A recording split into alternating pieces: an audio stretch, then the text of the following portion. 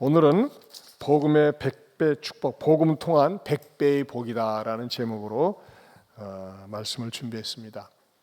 복음을 통하면 100배의 복을 받습니다. 그것은 성경에서 약속을 하고 있습니다. 오늘 본문 말씀이 나오기 전에 배경은요, 어떤 한 부자가 예수님께 나왔습니다. 이 부자는 굉장히 착한 부자였습니다. 선하고 착한 부자, 심지어는요 십계명을 다 지킨다고 큰 소리치는 부자였습니다. 보기 드문 부자입니다. 또 젊은 부자입니다. 그때 와서 예수님께 아주 고상한 질문합니다. 선생님, 제가 어떻게 해야지, 무엇을 해야 영생을 얻을 수 있겠습니까? 그때 예수님께서 내가 가지고 있는 거 모두 싹 팔아가지고 가난한 사람들에게 나누어 줘라. 그리고 나를 따르라 그랬습니다. 그러나 이 사람은요, 도무지 그런 말씀 하실 줄은 몰랐어요. 근데 이 사람은 부자이기 때문에 그걸 팔으라고 하는 것에 외상은 좋지만은 현찰로 팔아가지고 가난한 사람 주라는 것 때문에, 그것 때문에 걸려 넘어가지고 슬픈 기색을 띠고서 예수님을 떠났다는 것입니다. 그러면서 주님이 그러셨어요. 부자는 하나님 나라 들어가기 참 쉽지 않다고.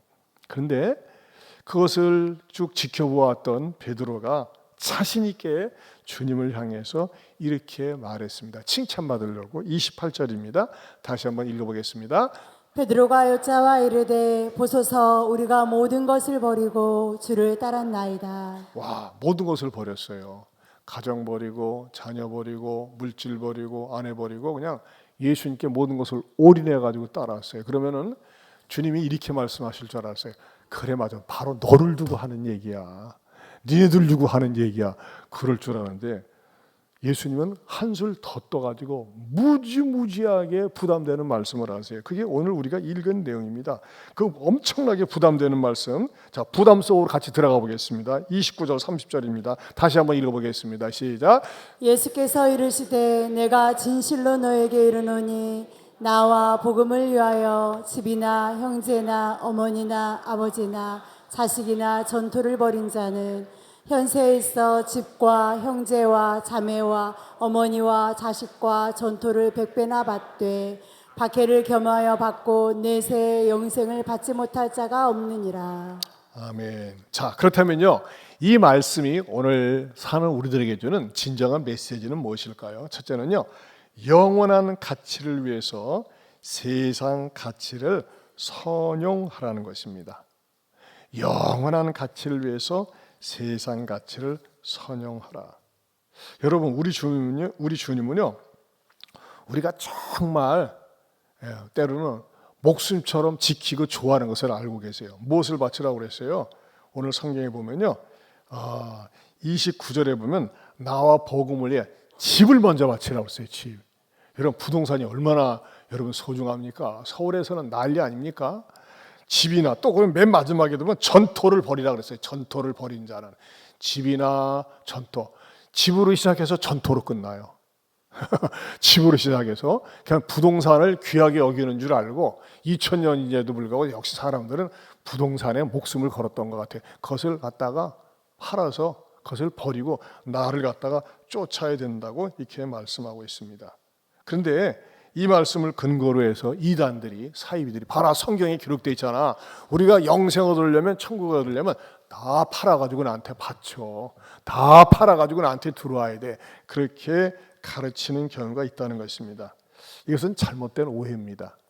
성경은 어느 한 구절만을 가지고 그것이 전부인 것이냐 가르쳐서는 안 되고, 요 한 구절이 전체 속에서 어떤 의미를 가지고 있는지 균형 잡힌 해석이 필요하다는 것이죠. 분명히 오늘 말씀에서는요, 집도 버리고 아내도 버리고 자식도 버리고 어머니 아버지도 다 버리라고 그랬는데, 다른 성경에서 뭘 가르칩니까? 내 아내를 내 몸과 같이 사랑하라 그랬어요. 심지어는요, 가족을 버리는 자는 불신자보다 더 악한 자라고 그랬습니다. 우리 주님은 가족 사랑을 굉장히 존중히 여깁니다. 아내 사랑, 자녀 사랑, 부모 사랑, 또 우리 하나님께서 우리에게 주신 재물에 대해서는요, 청기지기처럼 잘 관리하라고 가르쳐 주셨어요. 그런데 어떻게 보면요, 이 극단적인 것과 같은 이 말씀이 오늘 우리들에게 주시는 영적인 진리가 무엇이냐는 것입니다. 그것은 영원한 가치를 위해서는 내 세상에서 누리고 맛보는 그 가치를 쓸 줄 알아야 된다. 베풀 줄 알아야 된다. 내놓을 줄 알아야 된다는 것입니다. 많은 사람들이 내가 몸과 마음을 다 바쳐서 하는 그 일에 대해서 진정한 가치가 있다면 기꺼이 아끼지를 않습니다. 온갖 정열을 쏟아붓습니다. 목숨을 쏟아바치기도 합니다. 재능을 쏟아바치기도 합니다. 여러분 보세요. 우리가 목요일서부터 어제까지 있었던 김장축제에 많은 분들이 역시 와서 봉사를 하셨습니다. 어떤 분들은 귀한 간식으로, 빵으로, 뭐 배추로, 뭐 다 필요한 것들을 이렇게 헌신하셨어요. 왜 그러는 것이죠? 여기서 김장김치, 김장축제라는 것은 또 헌신하는 것은 가치가 있는 것이고, 또 우리가 많은 분들에게 또 우리가 김장 담은 것을 전달해드리고 위로해드리기도 했습니다. 자, 이것은 무엇을 우리들에게 가르쳐 주는 것입니까? 바로 영원한 가치, 참된 가치를 위해서는 이 세속적으로 귀하게 여기는 것을 쓸 줄 알아야 된다고 하는 것을 가르쳐 주는 것이죠. 그리고 무엇보다도 오늘 본문 말씀의 진정한 참 뜻은 무엇입니까? 영원한 가치를 위해서는 세상적인 가치를 내려놓을 수 있어야 된다는 것입니다. 여러분, 이 땅에 살면서 우리가 가장 소중하게 여기는 가치가 뭡니까? 그것은 사랑이라고 하는 가치입니다. 내가 누군가를 사랑하게 되었을 때, 사랑에 눈을 떴을 때는 모든 것을 아낌없이 바칩니다. 아낌없이 드립니다. 아낌없이 버릴 수가 있습니다.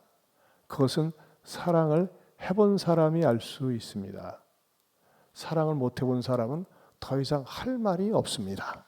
사랑을 해야 됩니다. 그런데 사랑이라고 하는 것은 남녀 사랑에게만 해당됩니까? 그렇지 않습니다. 우리는 사랑할 대상들이 많이 있습니다. 예를 들면요, 제가 얼마 전에도 어떤 분의 푸사 프로필 사진과 또 글을 봤습니다. 이게 말이죠, 다른 사람들의 푸사 속에 들어가서 한 번씩 훑어보는 것은 아주 재미가 있습니다. 그렇지 않습니까? 예, 저도 어떤 분들이 제 푸사를 많이 훔쳐봅니다. 심지어는 갖다가 뭐 이렇게 편집하기도 하는데요. 그거 굉장히 남의 비밀을 보는 거 아니겠어요? 근데 그 비밀은 떳떳한 비밀, 뭐 공개해도 부끄럽지 않은 그런 비밀을 보는 거니까. 근데 어떤 분의 푸사를 보고 그 밑에다가 글을 봤습니다. 거기에 손주들 사진을 올려놨어요. 근데 그 밑에 글이 내용이 충격이었어요. 내 생명보다 더 소중한 손주들, 그랬어요. 생명보다 더 소중하대. 근데 여러분, 이것을 우리가 현실적으로 계산해서 풀어보세요. 정말 생명보다 소중한 겁니까? 아니죠. 생명이 더 소중해요. 근데 왜 그렇게 표현하는 거죠? 아니, 손주들이 이제 말이죠, 2-3살 된 어린 것들이 말이죠, 커가지고 나를 복량해 줄 그럴 기대감을 가지고 한 겁니까? 내 뒷바라지를, 내 노후를 갖다가 책임져 줄 그런 믿음이 있어서 그러는 겁니까? 그런 거 아니에요. 아무것도 바라지 않고 오직 사랑하기 때문에 쏟아붓는 표현이고, 또 손주들이 무엇을 원한다면 아낌없이 해주려고 합니다. 이것은 누가 할 수 있습니까? 손주 맛을 본 사람이 할 수 있습니다. 손주 맛을 볼 수 있기 바랍니다. 자, 이런 사랑을 무슨 사랑이라고 합니까? 내리사랑이라고 합니다. 내리사랑. 내려가면서 하는 사랑이에요. 자, 그런데 이런 대표적인 내리사랑을 하신 분이 있습니다. 누굽니까? 우리 성부 하나님 아버지이십니다. 우리 하나님께서는요, 예수님, 하나님의 하나밖에 없는 예수님보다도 우리를 더 사랑하셨기 때문에 예수님을 우리 죄를 위해서 십자가에 죽도록 내버려 두셨습니다. 그리고 우리를 의롭다 하기 위해서 3일 만에 부활하셨습니다. 여러분, 이 하나님의 사랑을 깨달을 때 마음속에 진짜 감사가 있고 감격이 있고 기쁨이 있습니다. 지난 주일에도 제가 그 3부 시간에 좀 시간적 여유가 있어서 그 십자가 사랑을 깨달은 사건에 대해서 나 때문에 나 위하여 그 흘린 그 찬양을 틀어주는데 정말 많은 분들이 은혜가 되었다고 그러더라고요. 왜? 깨달으니까. 나 같은 거 외면해도 되고 나 같은 거 버려도 되는데 나 때문에 예수님께서 십자가에 피 흘려 죽으셨다는 사실을 깨달을 때 정말 감사와 감격이 나오고, 또 나 때문에 예수님께서 십자가에 죽으셨기 때문에 나는 그분을 위해서 나도 모든 것을 기꺼이 희생하고 버릴 수 있다고 하는 믿음이 있다는 것입니다. 여러분, 제가 여러분에게 질문하겠습니다. 여러분의 인생에 있어서 가장 소중한 분은 누구십니까? 주 예수 그리스도. 믿으십니까? 이것을 믿었던, 이것을 깨달았던 사도 바울은요, 이렇게까지 표현했어요. 빌립보서 3장 7절에서 8절입니다. 현대인의 성경입니다. 같이 한번 읽어보겠습니다. 그러나 내게 유익하던 그 모든 것을 나는 그리스도를 위해 다 버렸습니다. 더구나 내가 모든 것을 잃어버린 것처럼 여기는 것은 내 주 그리스도 예수님을 아는 지식이 훨씬 더 가치가 있기 때문입니다. 나는 그리스도를 위해 모든 것을 잃어버렸습니다. 내가 그 모든 것을 쓰레기처럼 여기는 것은 그리스도를 얻고자 함입니다. 사도 바울은요, 그가 최고의 학부를 졸업했고 명예도 있었고 권력도 있었습니다. 그러나 그는 그리스도를 아는 지식이 훨씬 더 가치가 있기 때문에 그리스도를 위해서, 내 주 예수 그리스도를 아는 지식 때문에 모든 것을 쓰레기처럼 버린다 그랬어요. 여러분, 이건 얼마나 대단한 깨달음이요 선언인지 모릅니다. 그렇다면요, 여러분들이 누리는 거, 얻은 거, 가지고 있는 거, 정말 예수 그리스도를 위해서 기꺼이 내놓을 수 있는, 그 쓰레기처럼 여기고 내놓을 수 있는 그런 마음이 있습니까? 바울은 그런 마음이 있었습니다. 정말 그렇습니다. 예수 그리스도가 내 인생에 있어서 최고의 가치요, 가장 좋은 가치요, 가장 귀한 분으로 여긴다면 예수 그리스도를 위해서라면 내가 무엇이든지 아낌없이 내려놓을 수 있고 드릴 수 있고 바칠 수 있다는 그런 믿음을 갖게 된다는 것입니다. 어떻게 그런 믿음 가질 수 있겠습니까? 예수 그리스도를 위해서 여러분들이 누리고 있는 거, 쥐고 있는 거 내려놓을 수 있습니까? 쓰레기처럼 버릴 수 있습니까? 거봐요, 아멘 안 하잖아. 이 세상에서 가장 귀한 게 가치는 예수 그리스도라고 불끈지고 하면서도 막상 그분을 위해서 내려놓겠습니까? 아멘 안 하잖아. 한번 다시 한번 해볼까요? 여러분, 여러분에게 있어서 최고의 가치는 누구십니까? 주 예수 그리스도. 그분의 가치를 위해서 모든 것을 내려놓고 쓰레기처럼 버릴 수 있습니까? 아멘. 어유, 예, 그런 마음을 가지라는 거예요. 자, 두 번째는요, 말씀에 순종하면 100배 이상의 복을 받는다는 것입니다. 근데 성경에서는요, 우리가 주님을 위해서 수고하고 희생하고 헌신하면 너는 그거로 끝이야. 상급은 하늘나라에만 있어. 그게 아니라 이 땅에서도 하나님께서 100배 이상의 복을 준다는 것입니다. 100배라고 하는 숫자는 뭡니까? 숫자 가운데 1에서부터 숫자를 셀 때 100이라고 하는 숫자는 완전수죠. 가장 풍성한 숫자 아니겠습니까? 자, 그런데 우리의 믿음의 선배들이 하나님을 위해서, 예수 그리스도를 위해서 모든 것을 헌신하고 희생했을 때 그냥 가난하게, 구차하게, 비참하게 사는 것이 아니라 이 땅에 살면서 100배의 복을 주셨다고 하는 것입니다. 여러분, 대표적인 사람이 누굴까요? 저는 노아를 예를 들고 싶어요. 노아는 말이죠, 노아 시대 때 사람들이 하도 허랑방탕하면서 사니까 하나님께서 이 땅을 심판하기로 작정하십니다. 물로 심판을 하십니다.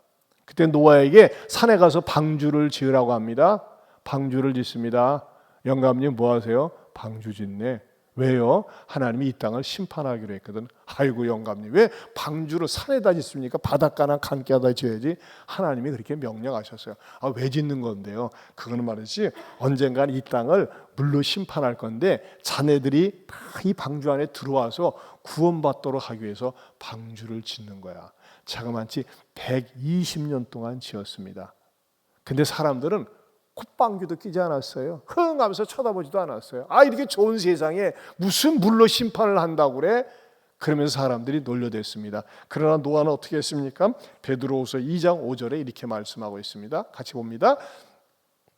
옛 세상을 용서하지 아니하시고 오직 의를 전파하는 노아와 그 7 식구를 보존하시고 경건하지 아니한 자들의 세상에 홍수를 내리셨으며.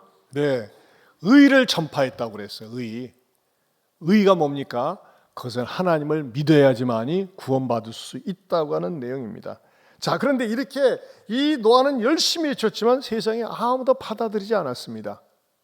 그리고 세상은 심판을 받았습니다. 근데 그것으로 끝났습니까?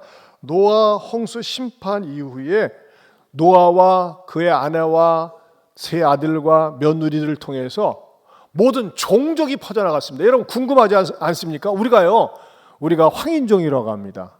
흑인종이 있습니다. 백인종이 있습니다. 어떻게 나온 겁니까? 아프리카에서 계속 이렇게 그냥 진화가 돼서 나왔습니까? 그건 생구라예요. 거짓말이에요. 어떻게 우리가 다른 사람이 이 세상에 출현할 수 있느냐 이거예요. 그 비밀이 노아의 가족에게 있습니다. 인류의 조상은 아담과 하와입니다. 그런데 종족의 조상은 바로 노아 아들들을 통해서 흑인종, 백인종, 황인종, 유색인종이 나왔습니다. 저는요 그것도 얼마나 아름답고 좋은지 몰라요. 만약에 전 세계 사람들이 똑같이 황인종이나 백인종이나 흑인종이 있다면 얼마나 서로 보는 게 지루하겠어요.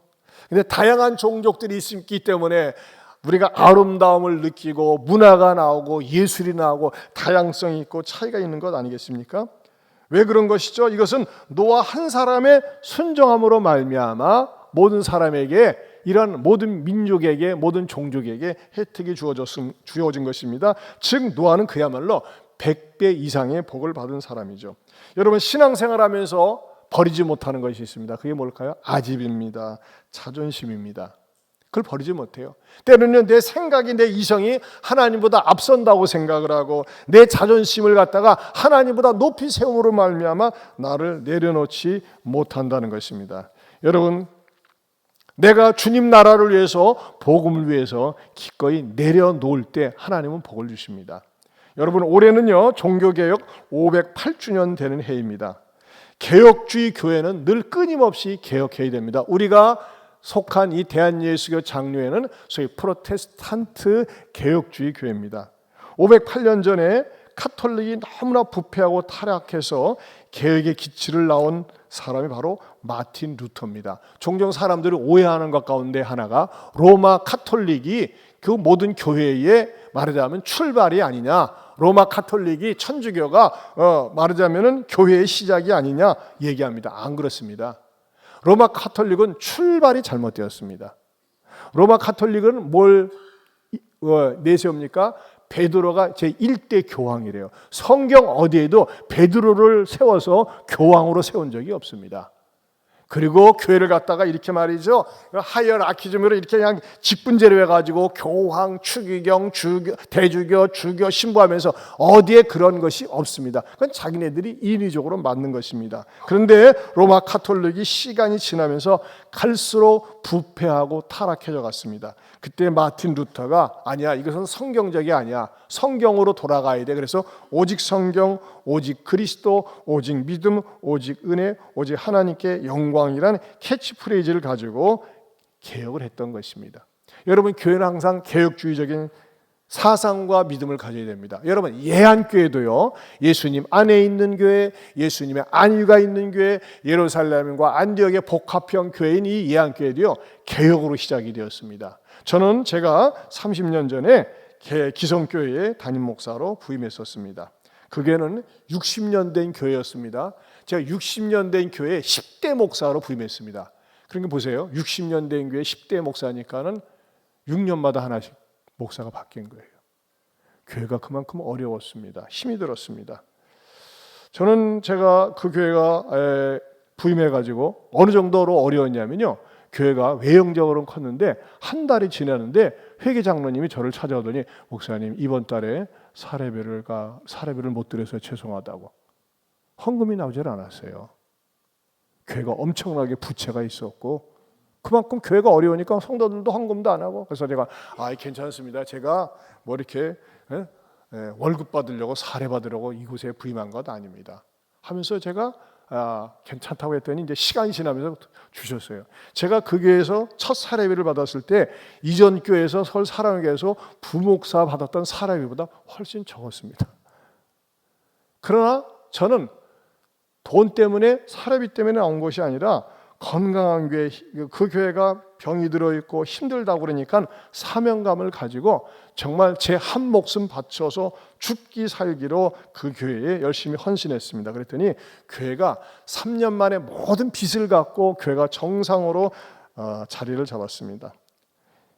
그리고 교회가 부흥이 되고 양적으로 질적으로 부흥이 되면서 교회는 좋은데 이상하게 교회 기득권층, 직분자들이 자꾸 시비를 겁니다. 뭐라고 시비를 거느냐? 왜 교회는 말이죠, 목사가 건강하고 목사를 존중히 여겨야 되는데 왜 목사만 자꾸 칭찬받냐, 왜 목사만 앞세우냐, 자꾸 그렇게 얘기하는 거예요. 그건 시비거리가 아니에요. 여러분, 교회는요, 누가 뭐라고 그래도 목사가 건강하게 바르게 목회를 해야지만이 칭찬도 받고, 목사가 칭찬을 받으면 성도들도 아울러서 칭찬받고 좋아하는 줄로 믿습니다. 근데 말이죠, 자꾸 예배 시간에 말이죠, 비비 틀고, 제가요 예배 시간에 복음송 부르다가 고발당했어요. 복음송. 너무나 전통에 찌들리는 그런 교회였어요. 복음성을 절대 못 부릅니다, 예배 시간에. 그런 교회였었는데 그러니까 자꾸 충돌이 일어나는 거예요. 그래서 제 마음속에 마음이 상해요. 교회는 양쪽으로 부흥이 되는데 자꾸 충돌이 일어나고 갈등이 심해졌어요. 그리고 자꾸 제가 어디에 시간을 많이 보내느냐, 비본질적인 것에 시간을 보내는 것에 대해서 아주 넌더리가 나더라고요. 그러면서 저한테 사람들이 얘기를 합니다. 왜 목사가 좀 적당하게 타협을 하고 적당하게 비벼가면서 하지, 왜 그렇게 그냥 혼자만 똑똑한 척 하는지. 똑똑한 척이 아니라는, 저는 가능한 한 성경적으로 해보자 했는데 그것이 되질 않았어요. 그래서 안 되겠다 싶어가지고 제가 2000년 5월 달에 교회 앞에 제가 이 교회를 떠나야 되는 10가지 이유, 성명서를 갖다가 딱 적어가지고 발표를 했습니다. 당당하게 이 교회에 더 이상 머무를 수 없는 이유 해가지고 성명서를 적어서 공개적으로 발표한 다음에, 그 다음에 8가정을 중심으로 해서 이한교회를 시작하게 되었습니다. 그때 받은 퇴직금을 전부 헌금하고 교회 개척을 시작했습니다. 그런데도 저는 마음이 아팠어요. 마음이. 그래도 제가 서울에 살다가 처음으로 부임한 교회인데, 그래도 하나님의 은혜로 교회가 엄청나게 부흥되는데, 제가 그때 나올 당시에 장로님들한테 얘기를 했어요. 제가 도무지 저하고 이 비전이 맞질 않아서 못하는데 제가 나가겠습니다. 대신에 이 교회가 제 어머니 교회처럼 섬기겠습니다. 서로 원수처럼 지내지 말고 어머니처럼 섬길 테니까는 저를 그렇게 아우처럼 그렇게 서로 상부상조하면 어떻게 했습니까? 했더니 싹 잘라버리더라고요. 필요 없다고. 그래요. 저는 그런 마음이 있었는데, 그래서 나와가지고 개척을 했고, 또 제가 그래도 처음 목회했던, 단독 목회했던 교회이기 때문에 그 교회도 하나님께서 정신 차리고 축복해 주라고 기도했습니다. 그런데 이렇게 시간이 지나면서 어떻게 됐습니까? 그 교회도 또 나중에 정신 차려가지고 좋은 교회로, 건강한 교회로 계속 머물러 있고, 또 예한교회는요 어떻게 됐습니까? 정말 땅 한 평 없이 시작한 예한교회가 100배 이상의 복을 받았습니다. 할렐루야. 제가 무엇을 말씀드리려고 하느냐, 여러분 그렇습니다. 내가 신앙적으로 본질적으로 맞지 않다 할 때는 과감하게 버릴 수 있어야 되고, 이건 복음적이다, 성경적이다 할 때는 기꺼이 아낌없이 헌신하고 희생할 수 있기를 주님의 이름으로 축원합니다. 2017년도에는요 교회 분립을 했습니다. 그때 부목사님이 분립을 원해서 말이죠, 저는 이 지방에서는요 교회 분립이라는 게 쉽지 않거든요. 인구도 적고 그렇게 출석도 서울처럼 많지도 않은데, 또 인구는 줄어드는데, 그런데도 본인이 하길 원해서 교회 주보에다가 광고를 냈어요. 우리 목사님이 분립하길 원하는데, 나가길 원하는데 나갈 수 있는 분 나가라고 했더니 말이죠, 세상에 거의 한 50가정이 나갔어요. 50가정이. 근데 그거 거의 다 재직들이고 다 11조 생활하는 사람들이고, 그 나간 분들로 막 그냥 다 교회가 말이죠 뭐 완전히 자립할 수 있는 그런 부분들이었어요. 근데 제 마음속에 좀 짠했어요. 저분은 안 나갔으면 좋겠는데 그분도 나가고 저분도 나가고 막 그랬었어요. 그런데 또 나가지만은 어떻게 했습니까? 우리 교회에서는 1억을 헌금하고 예배당을 얻는데 지원하고, 2017년도에 월 300만 원씩 2년 동안 계속 생활비를 대고 그렇게 했습니다. 그리고 그 교회도 지금은 안정적으로 하나님 앞에 쓰임받고 있습니다. 여러분, 이것이 얼마나 놀라운 축복인지 모릅니다. 사랑하는 성도 여러분, 정말 우리가 복음을 위해서, 하나님 나라 확장을 위해서 기꺼이 드릴 수 있을 때, 바칠 수 있을 때 드릴 수 있고 내려놓을 수 있기를 주님의 이름으로 축원합니다. 세 번째로 복음 위에서 사는 것은 복음을 전하는 것입니다. 한번 따라서 합시다. 복음을 위해서 사는 것은 복음을 전하는 것입니다. 여러분, 내가 먼저 복음을 들었습니까? 복음 듣고 예수님 믿고 구원받았습니까? 근데 그것을 나 혼자만 간직하고 있어서는 안 됩니다. 복음을 나누고 복음을 외치며 살아야 됩니다. 1977년 11월 11일이 무슨 날인지 아십니까? 그때가 이리역 폭파 사고가 있었던 날입니다. 이리역 폭발 사고가 얼마나 컸는지 신문에 이렇게 대서특필됐습니다. 자, 한문을 읽을 수 있나 모르겠어요, 여러분들. 이리서 화약 열차 폭발 대참사, 천여 명 사상, 집 9,500여 채. 한문이 뭐예요? 파손. 요즘 한문들을 많이 몰라. 역 주변 500m 내 건물 뭐예요? 완파. 반경 4km 안팎까지 뭐예요? 뭐죠? 충격파 그랬죠. 이 사건은요, 해방 이후에 일어나는 최고의 비극적인 사건이었습니다. 자, 이 사건은요, 철저하게 원인을 따져보니까, 경찰들이 원인을 따져보니까 뭐였느냐? 그것은요, 안전불감증 플러스 부정부패, 인재였다는 것입니다. 그 당시에 하나그룹의 전신인 한국화약이 한국에서 사용하는 각종 폭발물을 독점 취급했습니다. 그날도 다이너마이트를 잔뜩 실은 폭발물 수십 톤을 싣고, 그때 호성원 책임자가 신무일이라는 사람이었습니다. 원칙적으로 화약류의 위험물은 역 구내에서 대기하지 않고 통과시키는 것이 기본이었습니다. 그런데 이 다이너마이트를 실은 기차가 이리역에서 빠져나가지를 못하고 제때 화차를 배정받지 못했습니다. 왜냐하면 그때 당시에 철도 직원들이 요거 급행료 달라, 이게 급행료를 줘라, 요거 가지고 안 된다, 더 줘라 해가지고 미루다가 자그만치 빨리 빠져나가야 되는데 22시간이나 지체로 그 이리역에 머물러 있게 된 것입니다. 그리고 오히려 급행료를 더 많이 줬던 비료화차가 먼저 나갑니다. 얼마나 성질나겠어요. 그 신물이라는 사람은요, 너무 화가 나니까 바깥에 나가서 막걸리 한 대와 소주 한 병을 퍼마시고 화차에 들어와서 늘어져 퍼져가지고 잠을 잡니다. 그런데 잠을 자다 보니까 아이고 뜨거, 왜 이렇게 뜨겁냐 보니까요, 그 화약 상자 위에 양초를 켜고 자다가 그만 잠이 들었는데, 그것이 말이죠, 담요에 불이 붙은 거예요. 온몸이 뜨거워지니까 일어나가지고 말이죠, 그 불을 끄려고 했는데 이미 불은 말이죠, 계속 퍼져가고 있었습니다. 그 불길 속에서 신무리의 머릿속에는, 와! 이 안에 다이너마이트 있는데 눈 떠, 다이너마이트 있어! 눈 떴어? 왜 자네들은 설교 시작하면서부터 자나? 젊은 사람들이. 중간에 자면 내 책임이지만은 시작하면서부터 자. 그래서 이제라도 깨워야지. 다이너마이트가 있다 이거야. 그래가지고 뛰쳐나옵니다. 아니 왜 뭐라고요? 저 화차에 다이너마이트가 있는데 지금 불이 나고 있어요. 소리 질렀습니다. 이런 상황 속에서 그 철로와 열차의 중요 부분을 점검하고 고장나는 부분을 수리하는 철도 검수원 18명은 그 100여 차량의 여량의 검수를 끝내고 쉬려고 있었는데 불이야 소리를 나니까 막 반사적으로 불난 곳으로 뛰어나갔습니다. 그때 다이너마이트를 실었던 화차를 점검했던 사람들입니다. 그런데 이 화차에 불이 붙으면 어떻게 됩니까? 이건 대폭발이 일어날 것을 알기 때문에 그 가운데서 검수원 7명이 그 화재 현장으로 쫓아가서 말이죠, 자갈과 모래와 흙을 갖다가 막 해서 갖다가 던져놨어요. 참 어리석죠. 근데 14개의 손바닥으로 그것을 뿌리는 동안 마침내 대폭발이 일어났고, 7명의 검수는 그 자리에서 그냥 흔적도 없이 사라졌습니다. 얼마나 슬픈 사건인지 모릅니다. 그런데 이 사건이 목적이 아니라 이 와중에 숨겨진 감동스러운 스토리가 남아 있습니다.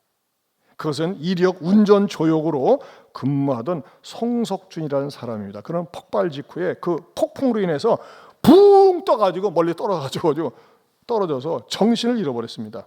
근데 꿈인지 생신지 모르지만 머릿속에 스쳐 지나가는 게 뭐냐면, 큰일 났다! 지금 특급 열차가 서울에서 지금 내려오고 있는데, 특급 열차가 내려오고 있는데 내가 가만히 있으면은, 내가 지금 이렇게 쓰러져가지고 가만히 있으면 그 사람들 전부 다 저 구덩이에, 폭파된 구덩이에 빠져 죽을 텐데, 그 폭파된 그 장면 좀 보여줘 보세요. 예. 지옥의 불구덩이 뭐예요? 깊이가 15m, 직경 30m.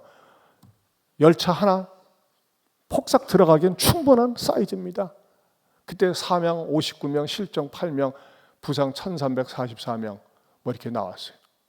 여러분, 여기에 열차가 다 들어갈 텐데 어떻게 하면 좋은가? 저 멀리서 지금 기차가 오고 있을 텐데 하면서 말이죠, 이 송석주는 안 되겠다 가지고 몸이 아프고 견딜 수 없지만 몸을 질질 끌고 열차가 오고 있는 저 서쪽 방향을 향해서 상행선에서 뛰어갑니다. 막 뛰어갑니다. 얼마나, 여러분 잠깐만 1km를 더 갔어요. 드디어 기차가 보입니다. 기차가 보이니까 어떡합니까? 옷을 벗어가지고, 피 묻은 옷을 벗어가지고 서.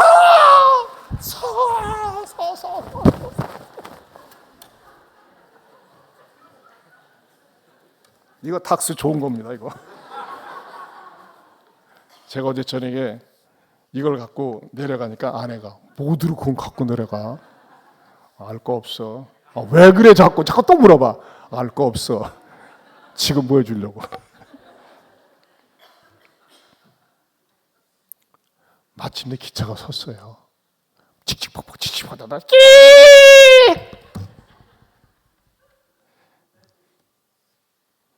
여러분, 이 송석준이라는 사람이 철로에 서서 온몸으로 막지 않았다면 그때 특급 열차에 타고 있었던 사람이 600명이랍니다. 전부 다 몰사하는 겁니다. 이 사실을 뒤늦게 한 철도청에서는 이 사람의 참 공로가 대단하다 가지고 명예의 전당에다가 이렇게 올렸습니다. 우리 한번 같이 맨 위에서부터 읽어보겠습니다. 시작. 이리역 참사 시 위기 일발의 특급 열차 긴급 정차. 이리역 참사로 역 사무실에서 정신을 잃었다가 다시 깨어나 1km를 뛰어가 달려오는 특급 열차를 향해 웃옷을 벗어 흔들어 긴급 정차. 자, 역사적인 사실에 의해서 저도 이렇게 흔든 겁니다. 진짜 감동이에요. 또 이 일을 책임졌던 신무일은 어떻게 해요? 감옥에 갔죠. 뭐 턱 끼고 도망치는 바람에. 이 사람 때문에 사고가 난 거니까. 여러분, 저는 여기서 굉장히 영적인 교훈을 얻습니다. 송석준이라는 사람이 자기도 말이죠, 그 폭파에 대한 영향으로 붕 떨어져가지고 몸도 성하지도 않았을 거예요. 그런데도 불구하고 뭐예요? 내가 가만히 있으면 특급 열차에 탄 600명이 그대로 몰사한다. 그것을 깨닫는 순간 그냥 온몸으로, 여러분 저기는 1km를 달려요. 1km라는 거리가 몸도 성치 않은데 역으로 달려가서 온몸으로 막았어요. 여러분, 이 사실을 아십니까? 예수님 믿지 않고 살면요, 반드시 심판받고 지옥 갑니다. 얼마나 많은 사람들이 이런들 어떠하리 저런들 어떠하리 만수상 드렁치기 얽힌들 어떠리 하면서 말이죠, 대충 살아갑니다. 무슨 지옥이 있어, 무슨 천국이 있어, 그건 다 예수쟁이들이 하기 좋은 말로 만들어 놓은 얘기지. 그렇게 생각하십니까? 여러분, 하기 좋은 말로 만들어 놓은 얘기라면요, 이렇게 와서 예배드릴 필요 없습니다. 예수님이 하나님의 아들로 이 땅에 오셨고, 예수님이 신화적인 인물이 아니라 역사적인 인물이고, 예수님만이 길이요 진리요 생명이실진데, 예수님은 하늘에서 내려오신 분일진데, 여러분 천국과 지옥이 있습니다. 절대 죽은 다음에 끝나지 않습니다. 여러분, 죽은 다음에 끝난다, 죽은 다음에 아무것도 없다, 여러분 아무렇게 살면 어떻습니까? 내 멋대로 살면 어떻습니까? 죽으면 끝나는데. 누가 욕하면 어떻고 누가 손가락질하면 어떻습니까? 죽으면 끝나는데. 아니에요. 죽음의 끝이 아닙니다. 죽으면 천국과 지옥 분명히 있습니다. 무엇보다도 예수님 없이 사는 사람 심판받고 지옥 불구덩이, 여러분 그 지옥 불구덩이는요 영원토록 꺼지지 않는 불이라고 그랬습니다. 여러분 사람이 고통스러우면요 죽고 싶어요. 죽으면 고통이 사라진다고 생각하니까. 그러니까 자살하는 거 아니겠어요? 자살은 왜 합니까? 너무나 고통스러우니까 자살하는 거예요. 하지만 여러분은 자살하는 사람은요, 여러분 혹시 자살하고 싶은 사람 있습니까? 제가 한 가지 가르쳐 드릴게요. 자살하는 순간 그 다음부터 그의 영혼은요 자살하기 전에 있었던 고통이 영원토록 지속됩니다. 그의 영이.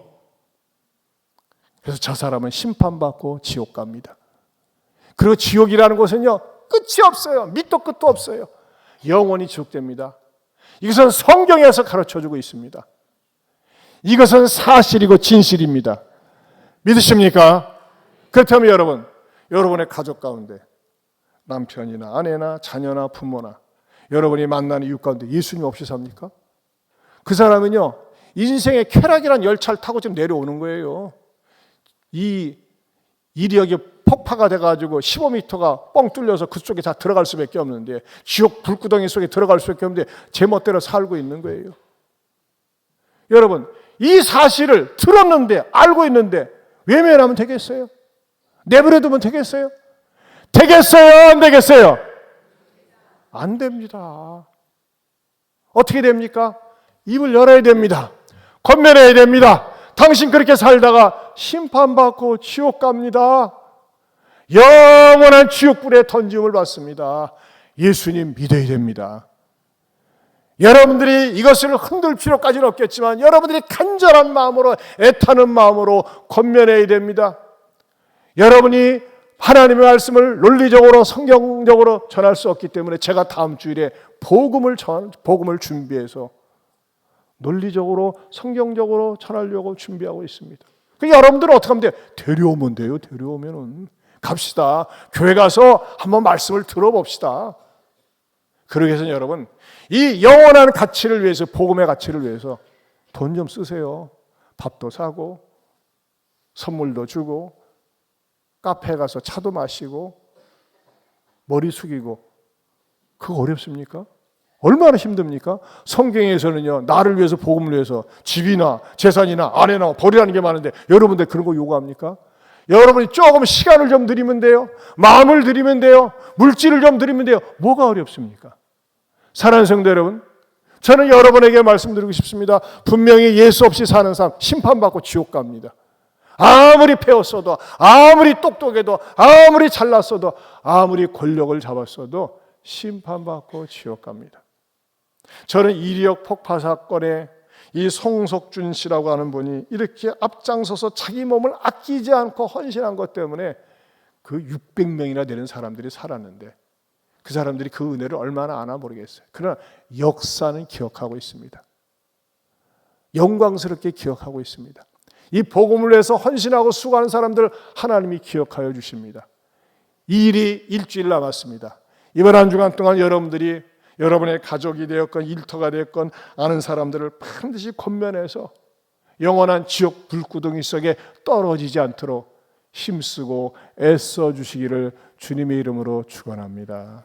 하나님 아버지 감사합니다. 우리는 영원한 가치를 위해서 세상과 가치를 쓸 수 있고 복음을 위해서 기꺼이 내려놓을 수 있는, 또 복음을 위해서 사는 복된 성도들이 되게 하여 주시옵소서. 예수님 이름으로 기도하옵나이다. 아멘. 우리 다 같이 일어서서 찬송가 522장 부르겠습니다.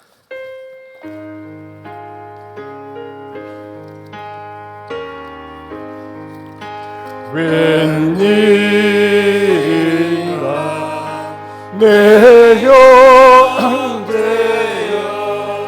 주님이 따라 죄값으로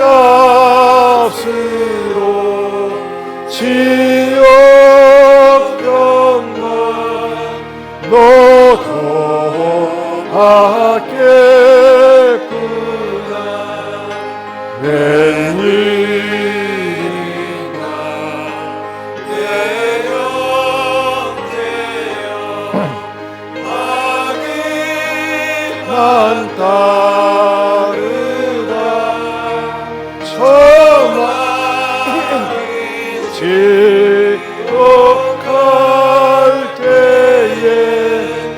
놓고 가겠구나. 웬일인가 내 형제여 재물 만취하다 세상을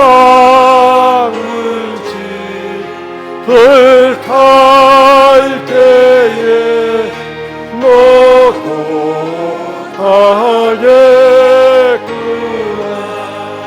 웬일인가 내 형제여 죄악에 매여서 한없이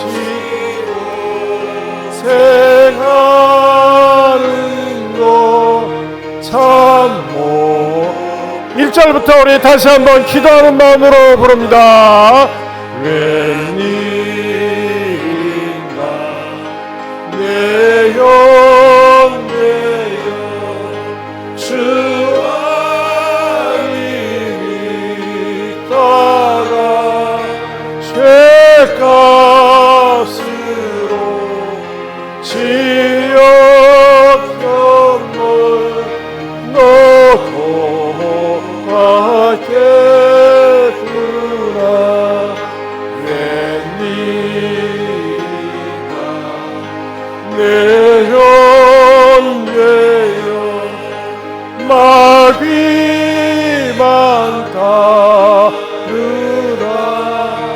저마귀 지옥할 때에 놓고 가겠구나. 웬일인가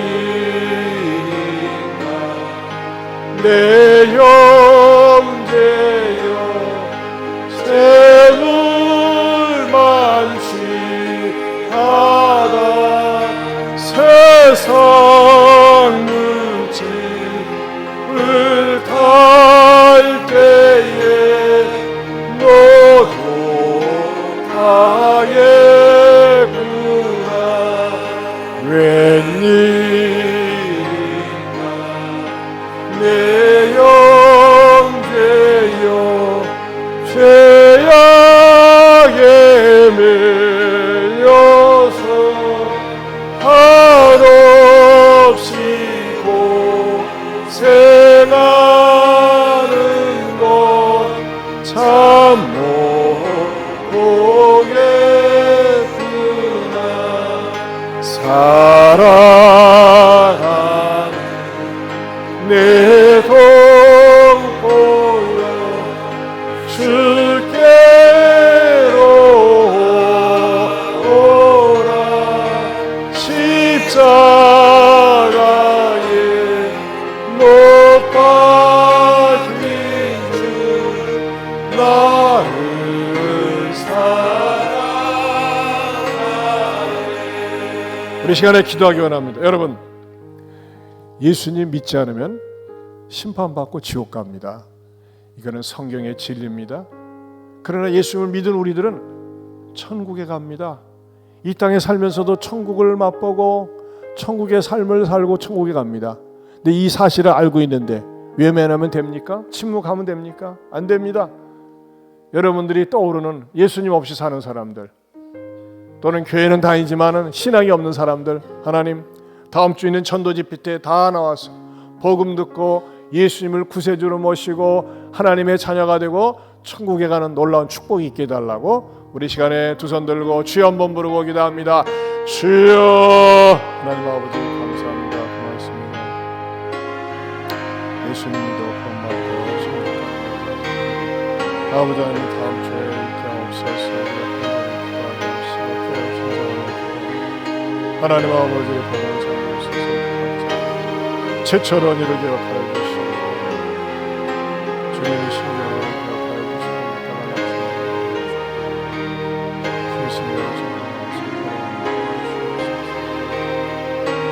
하나님 아버지, 우리가 영원한 가치를 위해서 이 세상의 가치를 기꺼이 쓸 줄 아는, 사용할 줄 아는 복된 그리스도인들 되게 하여 주시옵소서. 예수님 없이 살다가는 이 세상이라는 열차, 재미의 열차, 순간의 열차 타고 가다가 영원한 지옥불 속에 떨어질 수밖에 없는데, 이 사실을 알고 있는 이상 침묵하거나 외면하지 말고 내 가족이나 내 주변의 지인들이나 내가 알고 있는 사람들에게 이 복음을 전해서 다음 주에 와서 복음 듣고 구원받는 놀라운 역사가 있는 일에 쓰임받는 아름다운 전도자들 되게 하여 주시옵소서. 이제는 우리 주 예수 그리스도의 은혜와 하나님 아버지의 변함이 없는 사랑과 성령님의 감화감동 교통하심의 은혜가 복음을 통한 100배의 축복을 받는 주인공이 되기 위해서 복음을 전하는 자가 되겠노라고 마음에 다짐하는 모든 성도들 위해 영원토록 함께 있을지어다. 아멘.